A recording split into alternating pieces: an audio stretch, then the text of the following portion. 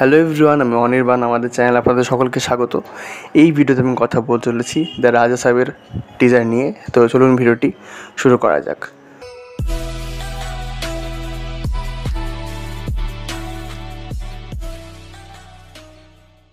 তো ফাইনালি আজকে দ্য রাজা সাহেবের টিজার এসেছে। প্রায় 2.5 মিনিটের একটা টিজার, অনেক বড় টিজার, এবং আমি হিন্দি তেলুগু দুটো ভাষাতেই সব মিলিয়ে 5-6 বার দেখলাম টিজারটা।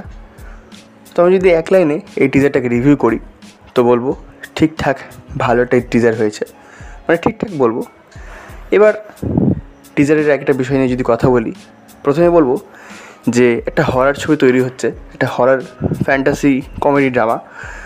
তো যেহেতু এত বড় বাজেট, 400 কোটির বাজেট, তো সেই অনুযায়ী আমরা এই ছবির স্কেল, ভিজুয়াল, যেসব টেকনিক্যাল দিকগুলো রয়েছে সেগুলো খুব ভালো হবে এটাই আশা করব। কিন্তু এই ছবিতে সেটা চেষ্টা করেছে এবং বেশ মানে খারাপ লাগছে বলবো না, ভালো হয়েছে। কিন্তু কিছু জায়গায় ভিএফএক্স প্রচণ্ড ডাল, যেমন শুরুতে জঙ্গলের মধ্যে ওই যে ম্যানশনটার যে শট দেখানো হয়, ভিএফএক্স উইক। এছাড়াও একটা বিড়ালের এখানে ভিএফএক্স রয়েছে, মানে সিজিআই দিয়ে করা।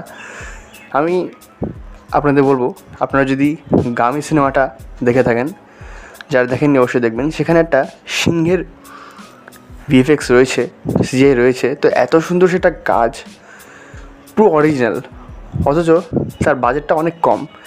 এখানে এই যে বিড়ালের সিজিআই বা কুমিরের সিজিআই, কিংবা একটা শট আছে যে এখানে ফ্রেম থেকে ভূতটা বেরিয়ে চলে আসছে, সেখানে কিন্তু আপনি দেখবেন খুব একটা কিন্তু ভালো লাগছে না। হ্যাঁ, টিজারটা অল ওভার খুব ভালো হয়েছে, কিন্তু এইসব বিষয়গুলো একটু সমস্যার সৃষ্টি করবে বলে আমার মনে হচ্ছে। এবং কেন জানি না কিছু জায়গায় আমার আদিপুরুষের কথা মনে পড়ছিল, একটা হরিফাইং এক্সপিরিয়েন্স তো ওটা ছিলই, যা হোক।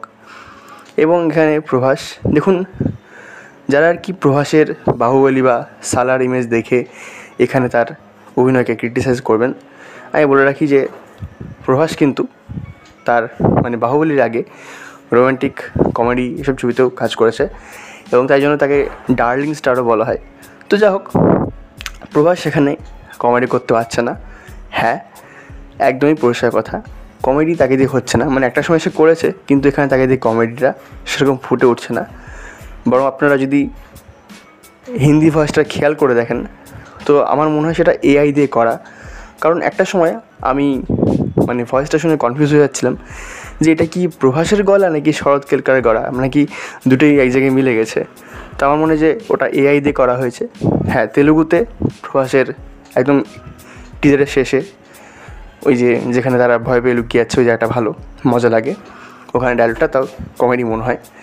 এছাড়াও ছবিতে সঞ্জয় দত্ত রয়েছেন, হয়তো তিনি এখানে প্রভাসের দাদু, এবং তারই আর কি ওই ম্যানশনটা, তাকে কিছু জায়গায় দেখা গেছে, তাকে মোটামুটি লাগছে।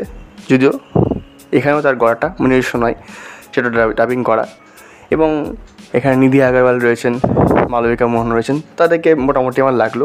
ঠিক তেমন কিছু না, খুব ইম্পর্টেন্ট ক্যারেক্টারও আমার হয় বলে মনে হয় না। তবে যেটা ইন্টারেস্টিং, খুব ভালো তার প্রেজেন্টেশন করার চেষ্টা করেছে। আর থামানের বিজিএম এখানে খুব ভালো, সেটা কিন্তু গোটা টিজার জুড়ে বেশ ভালোই লাগে। এবং বোমান ইরানি, সামুথেরা কানি এখানে রয়েছেন।